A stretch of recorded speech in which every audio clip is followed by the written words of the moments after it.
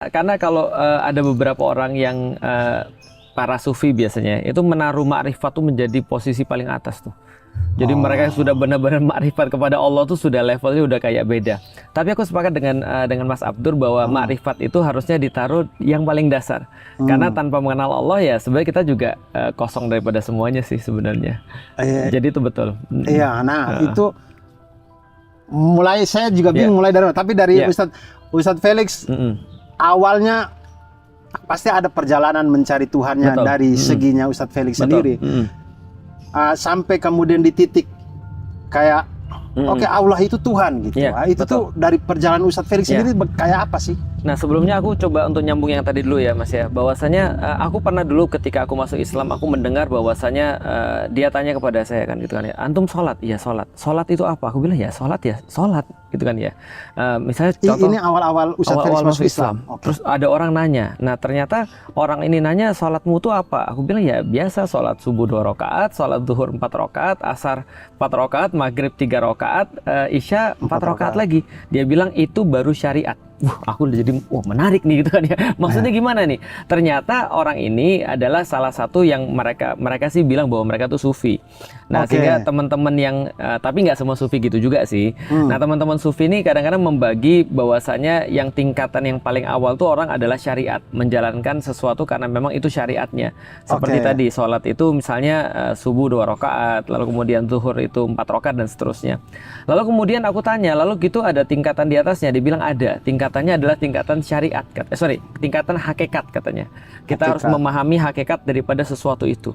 Nah lalu tingkatan yang apa lagi di atasnya? Dia bilang ma'rifat. Wah itu jadi ada syariat, ada hakikat, ada ma'rifat. Ini yang paling tinggi. Paling tinggi kata mereka. Nah tapi sayangnya ada beberapa orang yang dengan dalil ini malah kemudian ibadahnya kadang-kadang agak sedikit di luar daripada seharusnya. Karena seolah-olah kalau sudah ma'rifat ini sudah di atasnya hakikat dan di atasnya syariat tentu saja. Malah kemudian dia nggak sholat. Iya. Ada orang gitu. yang, iya betul. Saya sering banget ketemu orang dari zaman saya kampus sampai saat ini ada aja ketemu orang yang saya ini ma'rifat, jadi justru ketika ma'rifat syariatnya ditinggalin gitu. Betul, sudah ma'rifat syariatnya ditinggalin karena dia merasa bahwa saya syariat itu untuk newbie lah. Lu kan masih newbie, jadi lu harus tetap sholat kayak gitu. Kalau lu udah mengetahui hakikatnya, lu akan lebih dalam lagi. Tapi udah ma'rifat jadi nggak sholat, gitu kan ya. Nah jadi tapi yang kita bahas bukan yang kayak gitu. Nah makanya bagiku sebenarnya gini Mas, bagiku Islam tuh mudah. Saking mudahnya, aku berpikir begini, kalau Islam itu hanya untuk orang Arab, bagiku Allah nggak adil. Karena kalau Islam tuh hanya untuk orang Arab, berarti orang Arab akan lebih beriman daripada orang non-Arab. Ya kan ya? Kalau Islam tuh hanya untuk orang-orang di masanya Rasul, itu juga nggak adil. Karena berarti para sahabat pasti lebih beriman daripada orang-orang setelahnya. Seolah-olah mereka punya privilege. Orang Arab punya privilege, orang-orang hidup di zamannya Rasul punya privilege. Tapi bagiku agama yang fair adalah agama yang seharusnya bisa untuk dirasakan keindahannya oleh orang-orang dimanapun, kapanpun, dan siapapun. Nah, jadi harusnya kalau Allah ini adalah Tuhan untuk manusia, Tuhannya manusia, sebagaimana kita tahu di dalam Al-Quran itu diakhiri dengan surat An-Nas, bahwasanya Allah adalah Tuhannya manusia, maka siapapun manusia dia harusnya bisa menemukan Allah. Dia bisa berkenalan dengan Allah. Dan arti ma'rifat itu diawali dari kata arafa yang artinya mengenal, artinya mengetahui, memahami. Nah artinya kalau ma'rifat Allah, mengenal Allah harusnya bisa dilakukan oleh siapapun, bisa dilakukan oleh kapanpun, dan bisa dilakukan dimanapun. Tidak terlepas kita ada di mana, kita etnisnya apa, dan kita hidup di zaman apa. Nah itulah ma'rifat Allah yang harusnya ada pada agama yang fair. Nah itulah aku dapetin pada Islam. Islam tuh fair banget. Tidak ada seseorang pun yang punya privilege untuk lebih mengenal Allah di dalam Islam. Artinya siapapun bisa. Semua punya peluang yang sama. Semua punya peluang yang sama. Contoh misalnya, kadang-kadang kita melihat ada beberapa orang, mohon maaf ya, mungkin dia juga nggak sengaja, tapi akhirnya mempersulit orang untuk mengenal Allah. Artinya ma'rifat Allah tuh seolah dibatasi oleh beberapa hal atau oleh banyak hal yang kalau orang tuh nggak melakukan begini, orang tuh nggak bisa ma'rifat kepada Allah. Bagiku nggak gitu juga sih sebenarnya. Contoh misalnya ya, ada orang berkata begini, kalau kamu pengen ma'rifat kepada Allah, itu kamu harus melakukan beberapa riyadhah, beberapa latihan-latihan, beberapa amalan-amalan. Contoh misalnya, kamu harus zikir segini kali, kamu harus sholat sepanjang ini dan segala macam. Nah, menurutku nggak semua orang bisa seperti itu. Karena orang-orang kayak aku yang malas ini agak sulit tuh kalau disuruh seperti itu. Contoh misalnya kalau kamu mau mengenal Allah, kamu harus sholat dari pagi sampai, dari malam sampai pagi misalnya. Puasa 40 hari berturut-turut. Tanpa putus-putus. Atau zikir 1000 kali la ilaha illallah misalnya. Itu agak, bagi orang kayak aku, ini agak sulit bagi orang malas kayak aku. Tapi ada juga orang yang bilang, enggak, yang penting harus berpikir aja. Allah itu logik dan sangat logik.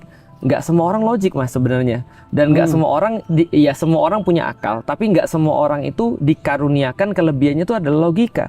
Sehingga apakah ketika orang misalnya lebih dominan perasaannya tidak bisa ma'rifatullah, harusnya juga bisa juga. Hanya saja memang akal ini menjadi sesuatu yang wajib dan menjadi sesuatu yang harus ada porsinya dalam mengenal Allah. Nah, itu pendahuluannya aja sih. Nah, itu yang terjadi pada aku. Nah, jadi ketika aku itu mengenal Allah, aku mengenal Allah dari mana? Dari tanda-tanda yang Dia berikan. Dan tanda-tanda itu hanya bisa dijangkau dengan akal, dengan logika. Nah, seterusnya baru ketika kita sudah mengenal Allah, ikatan ini menjadi lebih besar dengan keterlibatan perasaan, dengan keterlibatan hati, dengan keterlibatan riyadoh, pengalaman-pengalaman fisik dan segala macam. Nah, itulah kemudian singkatnya mengenal Allah. Nah, berarti kalau misalkan kita bertanya, bagaimana cara terbaik untuk kita mengenal Allah, itu seperti apa? Iya, seperti apa? Menarik. Maka kita harus tahu bahwasanya Allah itu punya hamba yang paling tinggi adalah Rasulullah Muhammad. Ini yang sudah kita sepakati, bahwasanya Rasulullah Muhammad adalah pemimpin daripada para nabi, yaitu adalah imam daripada para nabi, itu adalah Rasulullah. Maka yang memuncaki tangga hamba-hamba Allah itu adalah Rasulullah Muhammad. Artinya yang paling mengenal Allah pastilah Rasulullah. Nah, pertanyaannya kita adalah bagaimana Rasulullah mengenal Allah?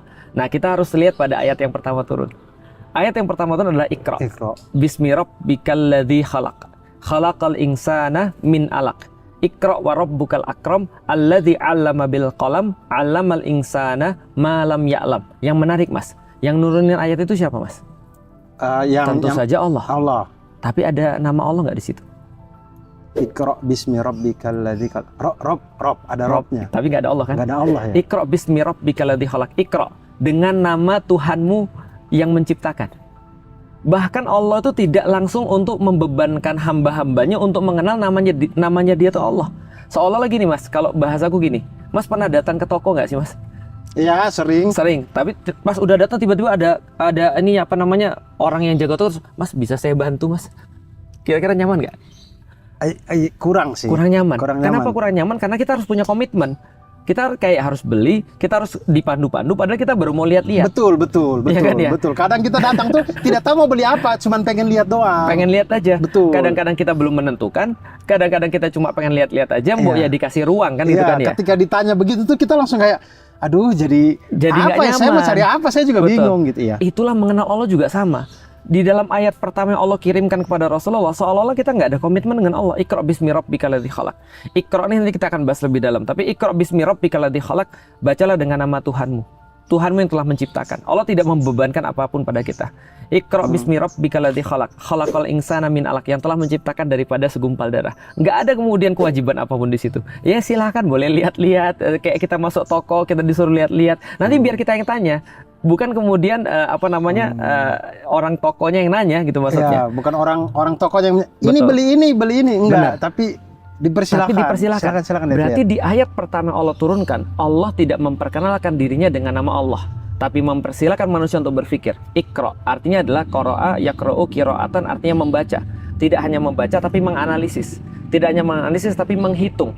Tidak hanya menghitung tapi coba untuk melihat sekelilingnya. Jadi benar-benar mengamati. Ini adalah Iqra. Jadi Iqra itu bukan hanya membaca, tapi coba lihatlah, pikirlah, coba hitunglah, coba telaah, analisislah. Siapa Tuhanmu itu?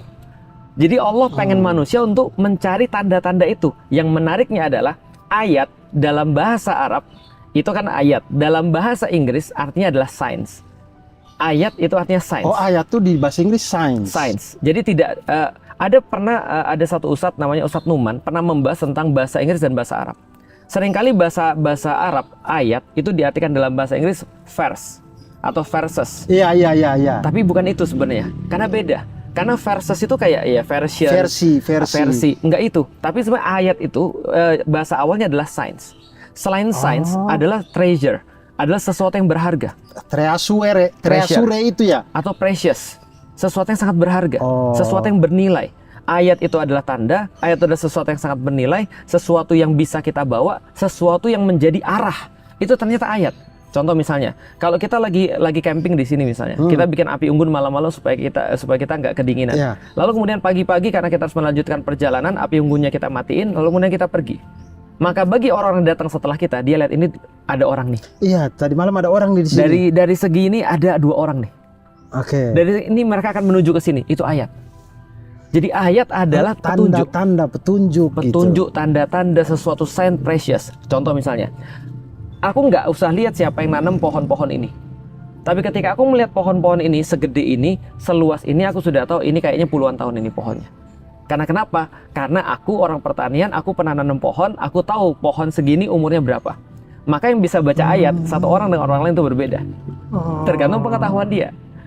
Tapi akan sangat nggak fair seperti yang saya katakan tadi, bahwa saya kalau ada orang bisa ngelihat ini taunya puluhan tahun, cuma orang-orang pertanian aja kayak aku. Itu kan ya nggak fair. Allah itu lebih daripada pohon, tapi ini semua jadi tanda bagi kita. Kita tahu bahwasanya dulu pernah ada orang tinggal di sini, orang tanam pohon ini, apalagi kalau dibelah pohonnya itu sudah kelihatan tuh dari kambiumnya ini berapa lama. Nah semua itu adalah sains. Berarti kok jadi masuk akal di kepala saya. Jadi kayak Allah itu ngasih ayat-ayat, tanda-tanda ini karena tahu kemampuan kita untuk menganalisa itu. Betul. Dan Allah sudah kasih toolsnya. Makanya di dalam Al-Quran, walaupun ya kita nggak usah bahas Al-Quran dulu ya, karena tadi kalau hanya kita bahas dari Al-Quran, berarti orang yang bisa makrifat pada Allah hanyalah orang yang ngerti Al-Quran dong. Aku nggak mau bahas Al-Quran dulu ya. Berarti benar, harusnya tanda-tanda ini bisa untuk didapatkan oleh semua orang-orang yang berakal. Oleh semua orang-orang yang mau mikir, itu akan dapat tanda-tandanya. Nah makanya sederhana ketika seorang Arab Badui ketika ditanya, dari mana kamu tuh yakin bahwa Allah itu ada? Maka dia bilang, coba kamu lihat itu tai. Itu ada tai unta tuh. Nah tai unta itu menandakan bahwa di sini pada ada unta. Kita nggak perlu untuk melihat untanya, cukup lihat tainya aja. Bahwasanya kita tahu bahwasanya ada unta. Ini seorang Arab Badui, sebuah perumpamaan yang mereka pahami bahwasanya tidak ada sesuatu yang terjadi sia-sia atau sesuatu yang terjadi tiba-tiba. Nah, maka itu adalah cara orang untuk ma'rifatullah, mengenal adanya Allah. Dan ini penting banget. Maka kalau ditanya tadi, bagaimana cara mengenal Allah? Gunakan akal, maka semua itu akan jadi tanda. Semua akan jadi tanda kalau kita menggunakan akal, kalau kita mau nyari. Contoh misalnya, di dunia psikologi itu ada satu fenomena namanya fenomena mobil merah atau fenomena monyet. Itu tergantung perumpamaannya. Ya kita pakai mudah aja, mobil merah. Iya, itu gimana tuh? Mas Abdur ngitung nggak setiap kali perjalanan dari kantor pergi ke rumah, berapa mobil merah yang Mas Abdur temui? Jarang sih, tapi jarang-jarang menghitung. Tapi ada aja. Tapi nggak dihitung kan? Nggak dihitung. Kalau seandainya saya bilang sama Mas Abdur, Mas, kalau Mas Abdur ketemu mobil merah, terus Mas Abdur foto dan Mas Abdur hitung, satu mobil saya kasih 10.000. Saya hitung pasti hitung, langsung dipantengin, mendadak semuanya jadi ada gitu kan ya. Mendadak semua bisa kita hitung. Atau yang kedua contohnya, Mas Abdur pernah nggak sih ketika pulang ke rumah ngelihat ada rumah dijual atau rumah disewakan? Iya. Kalau lagi perlu nyari sewa. Betul. Tapi kalau kita lagi nggak nyari sewa, kita nggak akan ngelihat rumah-rumah itu. Iya. Berarti tanda-tanda itu ada bagi orang-orang yang nyari. Yang nyari itu apa? Berpikir. Maka musuh daripada keimanan adalah orang-orang yang ignorance dan orang-orang yang arrogance. Karena orang ignorance, abai, dan orang-orang arrogance itu nggak peduli tanda-tanda sebesar dan sebanyak apapun. Tapi kalau orang-orang yang nyari, tanda sekecil itu dia akan temukan. Maka tergantung dia mau nyari atau tidak. Berarti bagaimana ma'rifatullah? Anda harus nyari dulu yang pertama. Harus ada niat untuk nyari. Dan minimal bukan hanya niat, minimal curiosity. Minimal rasa penasaran. Curiosity itu yang mengantarkan orang-orang jadi ilmuwan, jadi seniman, jadi apapun. Curiosity, kalau bahasa komikanya keresahan. Ya. Kalau ada keresahan, kita akan dapat kemudian apa yang kita cari. Tapi kalau kita nggak ada keresahan, kita nggak akan dapat apapun. Benar sih. Dan orang ignorance tuh mungkin dia resah tapi kayak udahlah. Orang ignorance malah nggak resah. Gitu. Dia bodoh amat. Ignorance itu adalah lawan kata daripada curious. Itu ignorance. Contoh ya. Kalau orang curious, dia pergi keluar rumah, pulang-pulang dari rumah, jadi gini, Mas Abdur pergi ke kantor, tiba-tiba pulang ke rumah ada sofa baru. Penasaran dong. Mas Abdur akan tanya ke siapa dulu? Tanya istri pasti. Betul. Ini sofa siapa? Sofa siapa ini kok tiba-tiba ada di Itu sini? curious. Tapi orang ignorance ketika dia pulang, oh sofa, ya udah dia tidur. Padahal ada sofa baru loh. Sofa baru. Iya. Kalau orang curious semuanya dipertanyakan. Orang curious akan nanya, kok ada air? Air nih, oh ternyata H2O. Oh H2O tuh ada O di tengah, ada H. Bentuk 105 derajat. Dia akan curious. Tapi orang lebih curious lagi akan mikir, siapa yang ngadain air ini? Kenapa di bumi ada air, di tempat lain nggak ada air? Zat yang model kayak gini. Betul. Ya? Lebih lagi dia nanya, kenapa aku ada? Kenapa bentuknya begini? Terlalu rumit nih kayak begini. Nah, itu orang curious. Kalau orang ignorance, lu bodoh amat sih. Udah minum aja. Itu kan ya. Udah pokoknya tidur aja, udah nggak usah dipikir. Itu ignorance. Iya, betul sih. Aduh, saya merasa, ini sebelum teman-teman di rumah saya nonton kemudian menyadari, saya udah kena impactnya duluan nih. Maksudnya bagus sekali. Berarti Ustadz, ini kita kembali ke tadi yang Ma'rifatullah. Ma'rifatullah ayat pertama turun, ternyata Allah tidak menyebutkan namanya sama sekali.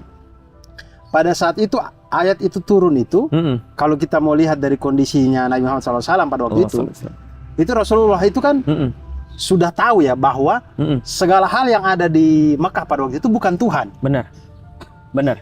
Itu out of curiosity-nya beliau. Iya, tapi Allah tidak turunkan ayat bahwa ini loh saya Tuhanmu gitu, betul. Tidak juga ya, tapi malah ngasih space untuk padahal orang yang dikirimin ini adalah orang yang sudah tidak percaya segala macam patung di situ bukan Tuhan, tapi masih dikasih kesempatan untuk berpikir gitu. Karena Allah tidak menurunkan ayat kepada Nabi Muhammad saja, tapi Allah menurunkan ayat untuk seluruh manusia sampai akhir zaman.